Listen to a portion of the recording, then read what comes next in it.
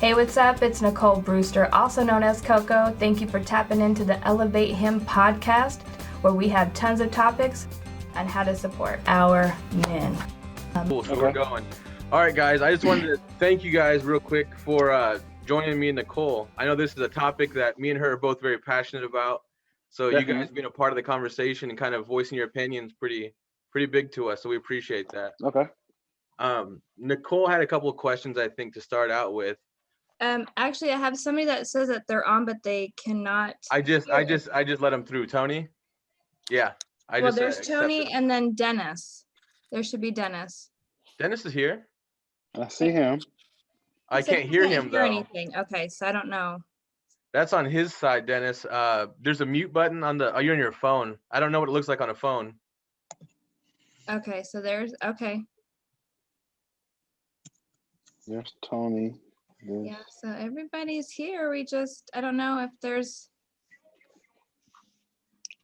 So he might just have an issue with the mute button, or yeah, something's going on with his system. Everyone else is going good, but if he used the internet audio instead of the phone call-in audio, if he used the internet audio when he signs in, then it should allow him to talk.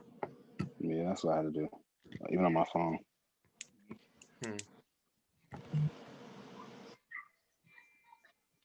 Okay, well, we can go ahead and start. Nicole, it's cut off right at your eyeballs. I don't know if you want to scoot your camera up. There you go. Who knows? I don't know. Is that better? Yep, that's good. Okay. Cool. So did you have a couple of questions you want to ask right away, or how do you want to? It's kind of your deal. I'm just helping you out with it. Yeah, right on. No, I think to start off, we can just kind of go around and just have everybody say their name and maybe where they're from, because I think that's huge when it comes to demographics and stuff like that, just kind of where everybody's at. So we can just start there, and then I'll start with a couple questions and we'll go on. All right. Perfect. Well, I'm Quadre. I'm from Portland, Oregon. Yeah. My name's Roland from Hillsboro. Okay. Maynard from Boise. My name's Tony. I'm from Portland originally, but I'm living out in Beaverton. Okay. And then I'm Thomas. I can't, but I'm from all over, to be honest. Born and raised in Oakland, lived in Portland, Vancouver for a very long time, and now I'm up here in Olympia area. Okay. Very cool. Dennis, Northwest. Dennis, you on yet? Nope. Summer. Yeah, this is the hard part about Zoom calls and just the whole technology process. Well, he can be on the call with us. He'll just listen in like a radio station. Awesome. Well, as you guys know, Elevate Him, you guys have seen, all my stuff on social media, and basically what my vision and mission is with creating it. I have shared about it, several times in other videos, but just real quick, I started to realize that there was a gap between how men didn't have certain support. If you go pretty much anywhere, you'll see that women have things, children have things, home goods even have things. And I just started to really tap into why isn't there anything for men? And on top of that, suicide plays a big factor in the death of men. And that became a real hit for me when I lost my brother about 11 years ago. And I just didn't want to, see that number rise. I wanted to make a change and be the voice and create something that allowed men to feel comfortable with sharing feelings, emotions, have conversations just like this that will help encourage and bring things together so, men can have more support in, the community. So Definitely. That's that. Can you all hear me now? Yes, sir. There you go. Yeah, I finally got it. I got it. All right. Yeah, Okay. perfect. So Dennis, you want to tell us where you're from? I'm down here from a little small town called Lebanon, Oregon. Okay. A lot of veterans live in this town. So my kind of backstory is I was born in Missouri, but kind of raised in Oregon, adopted when I was little. Okay.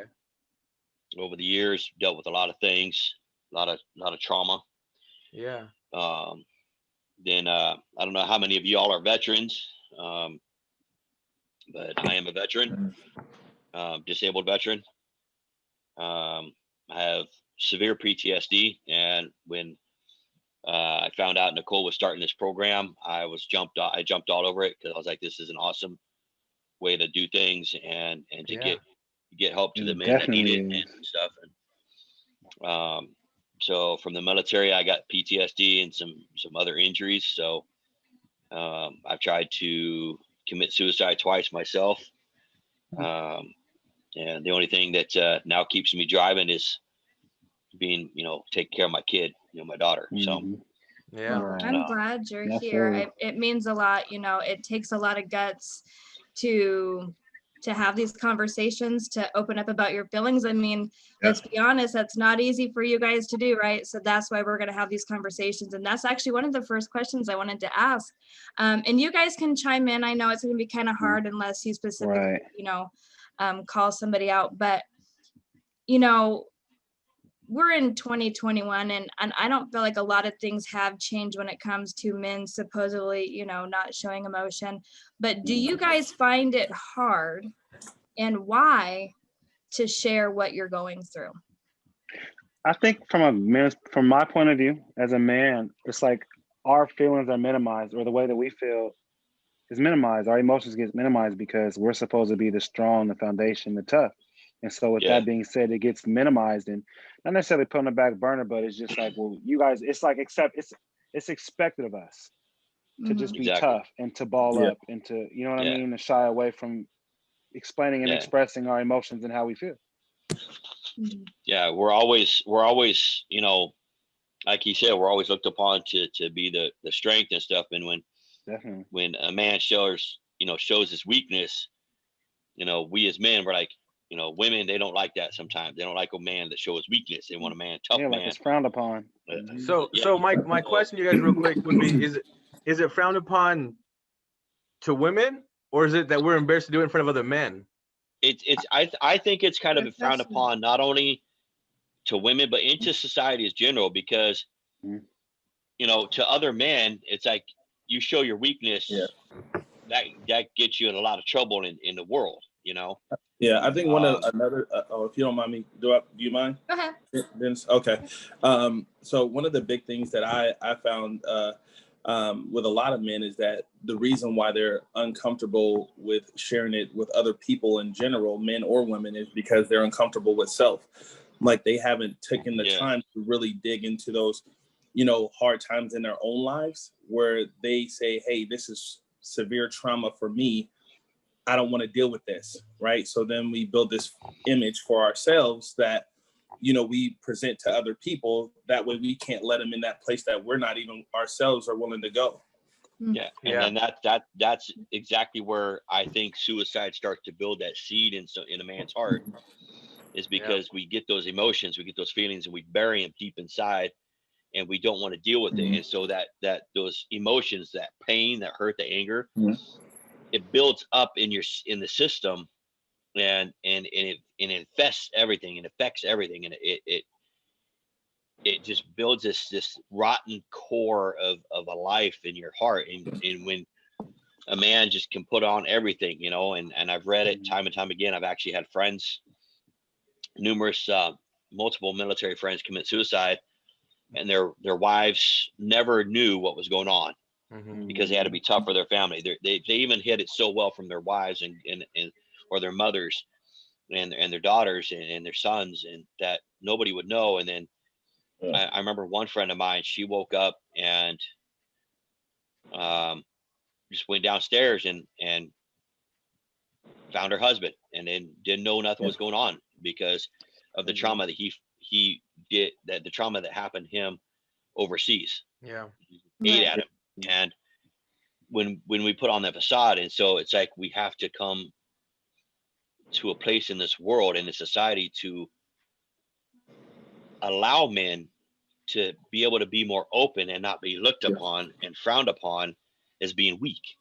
Well, I think that Go ahead. No, I was just gonna say, and definitely gearing into that. So, with the question of being, is it hard to open up?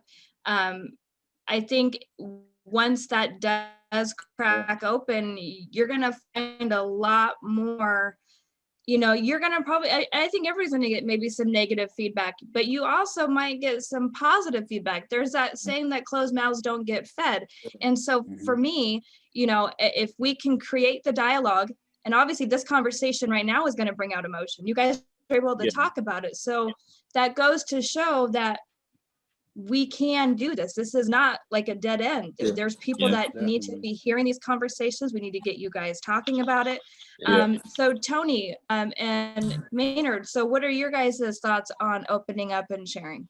Well, I think for me, where I grew up in the Colombia Villa in the 80s. And so that was a pretty violent place. And so when I was growing up, showing emotion, talking about emotion, acting as if you're not in complete command and control and everything's all right at any given time is weakness where I grew up. And I think that, and my dad's from the South and he's a great dad, but he was also, that's how he was brought up the same way. So, that was not only taught to me in my home, it was taught to me in my neighborhood, it was taught to me with everybody I went to school with. And so, although becoming older and a bit more mature and traveling the world and getting different perspectives, I started to see that may not be the case. It wasn't very easy for me to break that stigma. It's still not today, frankly. And so, I think it's, I think that I still, for me, see it a bit as weakness. Although I really appreciate it and love being there for others and counseling others, I find myself as I'm counseling others, counseling myself as well. And I hate that, I see it as weakness, and it's something that I try and surround myself with other people and some of my closest friends who really want to go deeper and want to dig and want to make sure that they're uncovering those wounds and getting that infection out. So I do think that it's hard. I do think that it's hard from that perspective for me and probably for others out there as well. Oh, absolutely. Thanks. Maynard, do you have any thoughts on that? It's like we was programmed, Yeah, I get what everybody's saying. I think this is men, and this whole showing weakness thing has been programmed into us for generations. I'm just, as I'm listening, I'm thinking about the brewery down the street that I go to, and the two gals sitting at the bar crying and having their emotional moment, and replace that with two guys sitting there having an emotional moment, right? We're gonna get laughed at. Yeah, it's you just don't, if you're one of the two guys or the two guys sitting there, you're looking around making sure nobody's watching. If you even do dare, open up or go there, because guys don't do that. We have been programmed. I think it started, I don't know where it started. I think it's through society, but then also our folks, our parents, fathers, or those that we grew up around were programmed the same way. So it gets instilled into us. We're supposed to be the breadwinners. We're supposed to be the protectors. We're supposed to be the ones with all the answers and be able to take care of all of that, right? And fix it. We're not supposed to have the problems. But see, that to me is crazy. We're supposed to fix it ourselves. Right, and that to me is crazy, because you think about, you just listed off like 5 things in itself that consumes so much emotion. That takes up a lot of emotional space, and to not feel that you can speak on it, share it, get it out, or feel like less weak for doing so, that is a lot of pressure. And that's exactly why this is so important, because again, kind of like what Dennis was saying, it's like shaking up a pop can. Years and years and years of being this, being that, holding that down, getting that job, family, children, whatever your situation is, and just shaking it. And then just one day, boom, you open it up and it's going to explode. And that's going to be a lot. And so I'm hoping, again, by creating these conversations that, like, Tony said, the stigma is the weakness part. What if we change the thinking as it's actually strength if you talk about your things, like I always thought counseling was for the sick and the mental. And then you start to realize, like, you can counsel anybody. And that time that you're counseling, you're getting counseling. So doesn't that make you stronger to be able to speak on it? So it is. But the problem in society, though, is that men don't have as many channels as women do in society and as children do. Because like Maynard said, we're the tough guys. We're supposed to be there and not show emotions. And in the military, in the army, we're trained as soldiers. You show weakness, you're going to get shot. You're going to get killed in the battlefield. So you have no emotions. The enemy can use that emotion against you. And that not only applies to the battlefield in the army and the military, that does apply to society as well, is in gangs, whether you're in the country, you're in gangs, no matter where you're at, somebody can use that as a weapon against you, that weakness. And so we intend to enclose ourselves because we don't want to have that weapon used against us. We don't want to have somebody turn our weakness against us and our past against us. So we bury it as guys. We just drill it down and bury it. Now, Dennis, does that make us weak then? Because we're afraid to let anyone in to hurt us? It doesn't make it doesn't. It makes society look at us as weak in the same way. But we're the ones who are afraid to share that. I was sexually abused when I was younger. I didn't tell a soul until I was like 27 years old. I was like, I'm not telling anyone that. It's not necessarily weak. It's more being scared to death of having that used against us.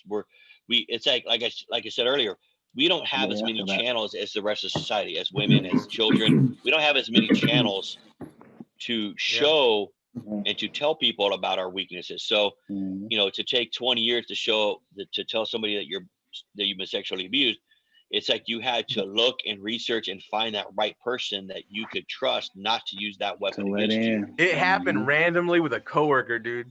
It was the weirdest thing. It just crazy. Boom. And then I didn't even know I was holding on to that. So I get what you're saying about channels, though. You're absolutely right. But if you think about it, the shit that I saw in the military, I didn't open up to anybody.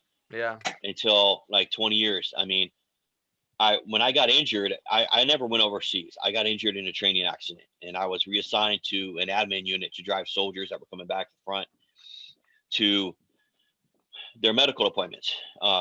One guy, I was driving around, he told me this story about having to shoot a kid over in Afghanistan because the kid was running toward where he was guarding, running toward his guard post with a suicide vest on. I found that guy. I mean, I found that guy in his barracks. He had shot himself to death because he snapped. And then another guy found, they were close buddies of mine. I got to know him really well, and another guy found hanging in a shower stall because of a similar situation. He had to shoot a kid. Yeah. Because over there in Afghanistan, Iraq, they were using kids as weapons. That's crazy. You're trained. You're trained to tell orders to tell the person to stop. If they don't stop, what do? You have to. You have to stop the threat. You have to stop the threat, and it's a hard thing. So I think that what it is too is one of the big things here is that is as men we have to learn and teach our children, younger men, how to unveil secrets, because secrets are a cancer. Yep. Period. Yeah. Right. And so we hold on to secrets from the time, like we're told, don't talk to the police, or don't tell, don't stop being a snitch, or, stop doing this. Right. And things like that. I was in the military as well. And, I totally understand where you're coming from. So we're taught to be a certain way. Right. Yeah. And you're taught to have this face. And for a long time, it took me a long time to actually have emotions. It wasn't until I was actually 29 years old when I had my son to where I started to actually feel something. So I get it. Yeah. Right. Yeah. But now, as I have started to feel things and I have started to invest, I started digging deeper because I realized that the more I let go of, the freer I become. The weight on my shoulders is not so heavy. Like my days are not so long or so, you know, it's because they're it's not as dark. Yeah, it's you know, you torment yourself by holding on to things, thinking that other people have value. People only have value to as much value as you give them, right? So the secrets only have as much value as you give them. Yes, right. That's a good one. That's a good one. Yeah. I like it. I like it. I definitely. Somebody ought to write that down as a quote. I already got a T-shirt printing for it right now. So what do you think? I like that. What do you think? Go ahead. You've been wanting to talk for a little bit too. For me? Well, just to go back, I mean, if you think about it, when he was saying that, when Dennis was saying that, you know, we don't have the same avenues as women and children. We don't.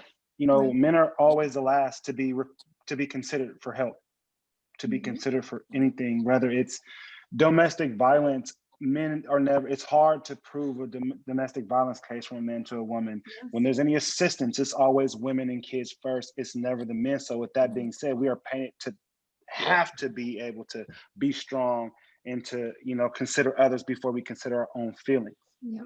Exactly. So, you know, it's kind of like we've been programmed and we've been built for so long to be strong and to be just that. And so that's what, you know, some men have only known to become. And it's taken long, like, you know, even me being 39 years old, it took me a while to tap into my emotions. It took for me to have kids, to have a boy and a girl, to see how they both handle emotions. My daughter handles emotions completely different than my son. My son was like me. He holds stuff in. And it's like, you know, I have to remind him constantly, like, you know, I want you to speak your feelings. Let me know how, if I said something to you that offended you, I want you to let me know how it feels. I don't want you to hold it in and feel some type of way and then sweep it under the rug later. I want you to be able to deal with it as it comes so you can let it go and not hold on to it. And that goes back to what he was saying over here, as far as, you know, giving it power, giving it control. You know, it's only going to have as much control as you give it. And I believe, and it took me a while to learn that. It took me a long while to learn that. And so, you know, it's just like we've been built for so long, but, you know, to break that barrier and to be able to share that with people, it's hard because you want to know if you can trust that person. Are they going to use it against you? You know, how are they going to look at you, or how are they going to react to what you say? How are they going to treat you after that, as far as, you know, dealing with your emotions and knowing that you were weak with them or you were vulnerable with them? Will they use it against you, or how will they treat you after that? Will they try to, you know, misuse you from that point on? And so it's just like a natural reaction to a certain degree.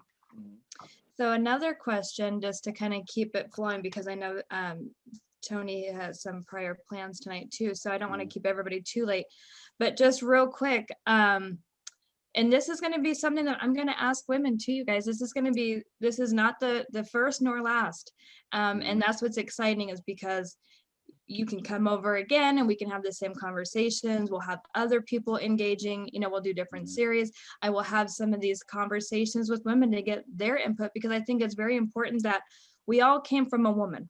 Okay, so I think how a woman's perspective on how she might have raised you, or, you know, just like you said, your surroundings, how you were brought up, that's really deep. So you only know a certain way. And so we don't really know anything until we get older and have kids ourselves and stuff. So these questions will be asked by women, because I want to know how far apart we really are in this, and how we can kind of start to bring it together so we can work together. Abundance of resources, vulnerability, accountability, support, all these things can come from both of us. So my other question really quick, this is kind of funny, but it's real. So if you were to take away sex and money, that's really hard, but take away those two things, what do men need? And I'm just going to have each person just quickly tap in. I don't want to get long-winded, because like I said, we do got to wrap it up. But if you were to take away those two things, what do you think men need? Love and support. Love and support. Got it. Okay. Peace. Just somebody they can talk to all the time. Yep. Peace. Okay. Yeah. Like sitting on a beach with a pina colada, just chilling, man. With that. That sounds I think, Just doing my last if I had to say, I Damn. think it would be goals. Without goals, I think we're just floating around. Yeah. Exactly. When we accomplish those goals, I think we build a lot of confidence in ourselves. Absolutely. Well, I agree. And I would go bigger than that. I would think that goals are only a stepping stone. You got to have what I call your big why. Like, why are you creating that goals? Like, why is that important to you? Why are you striving to that every day? So like a purpose. Oh, it froze. I'm frozen. So we can get the help that we need, whether it be them just listening to us or them counseling us. And I would say it's even why we don't reach out sometimes as men to get the help that we need, or why society hasn't set that safe place up for us, I think is really deep. I think it goes with the fact that for many years we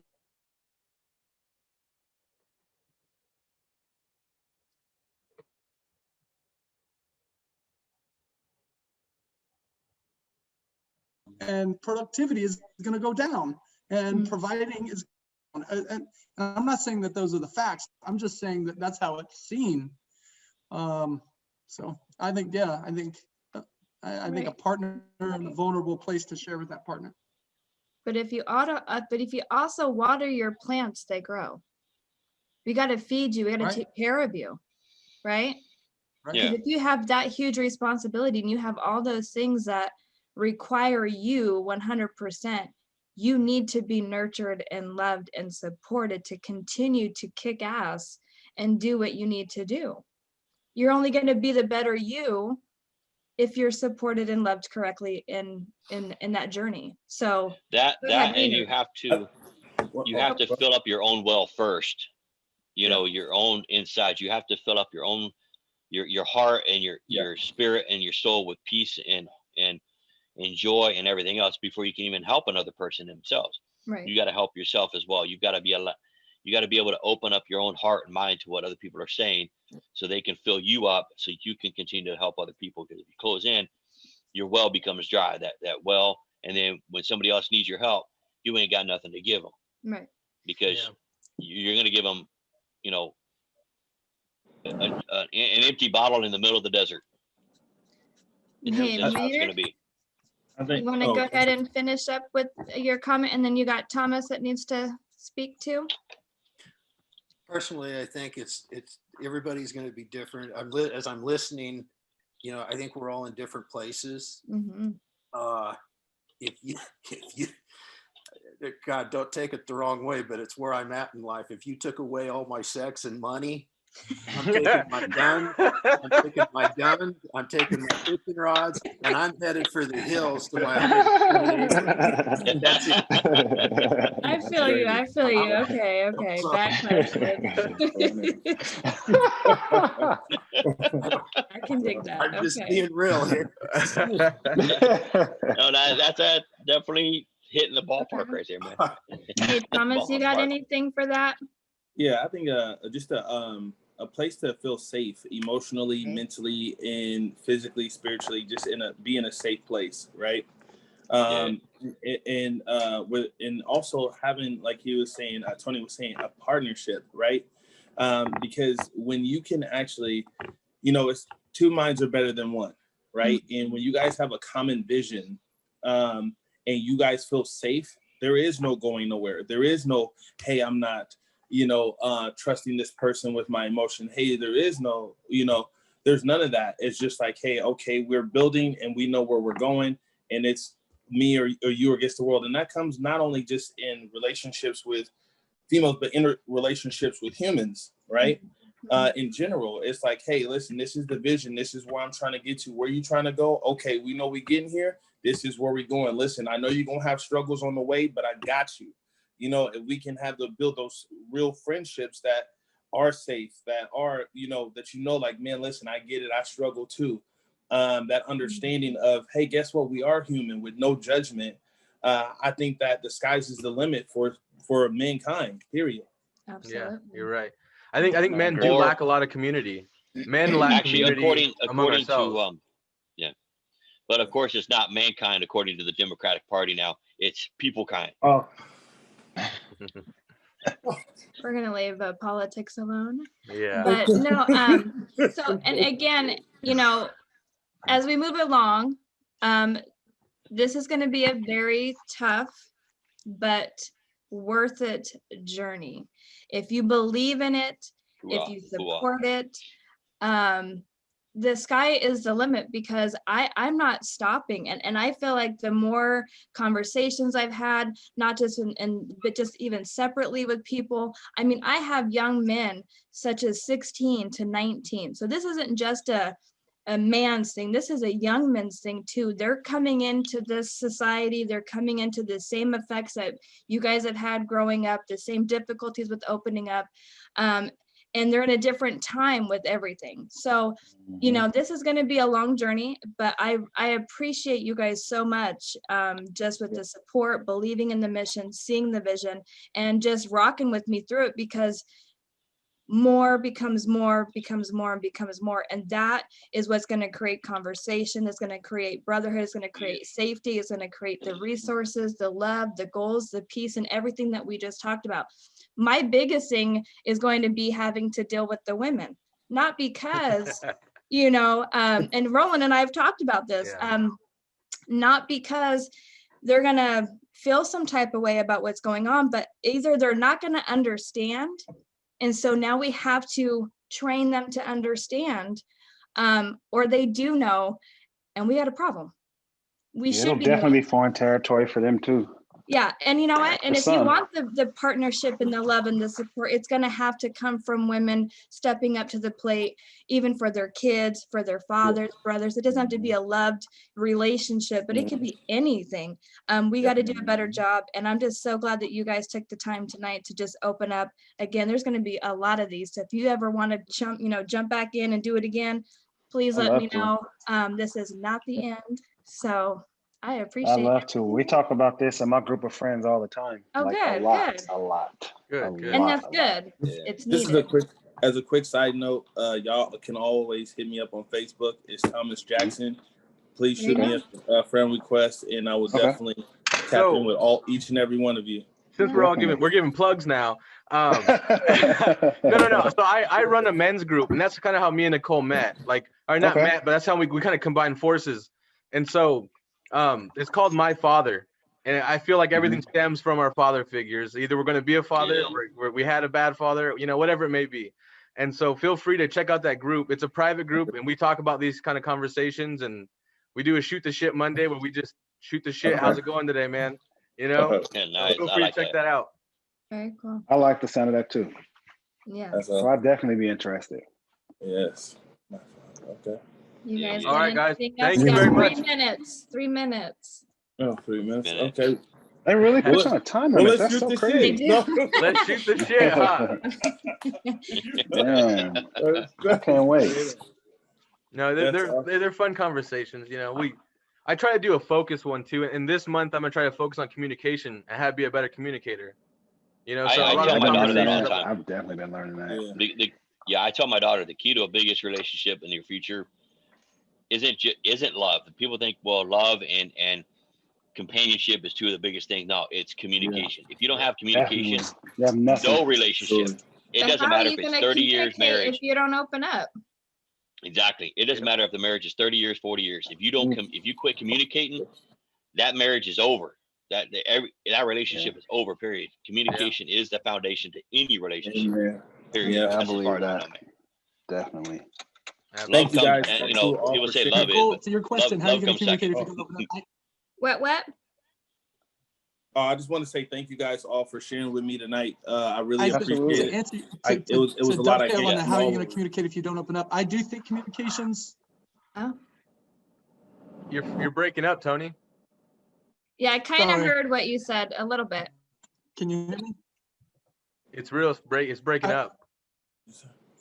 Let me see if I can get it out. So, in communication, I go to a book, The 5 Love Languages, right? And I think we all have our own language and how we communicate. And even partners have their own languages.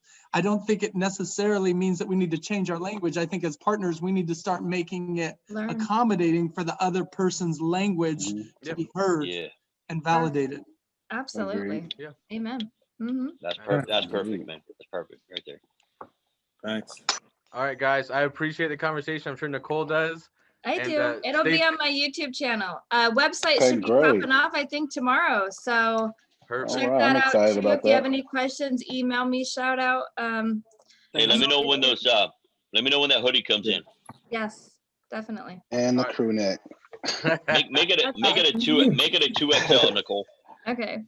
All right, Make it a everyone. Nice 2X. to All meet right, all of you guys. Man, Have a good one, Good guys. to meet All right, guys. Have a Absolutely. good Stay I'll safe. do the same, man. you Take care, guys. y'all. Thanks, Nicole. Rolling. Thanks, everybody.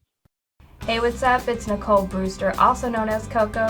Thank you for tapping into the Elevate Him podcast. Until next time.